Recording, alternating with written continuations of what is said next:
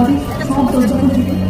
তুই যদি তো প্রথম আচরণ দিয়ে তাদের সেবা কষ্ট করে দিই। আমরা তবে আর পাবো না, আমরা তবে ওরা আকাশ পাবো। তোমার হাত থেকে সেকল খুলে ফেলে একদিন ঠিক কোথাও বাঁচার মানে বাঁচতে পারে যায়, কিন্তু সে আর জানার কিছু না। সর্বোচ্চ প্রকারের পঁচিশে আমাদের শিল্পী ভাবনা চাই না হতে উমা, হতে চাই অপরাধ।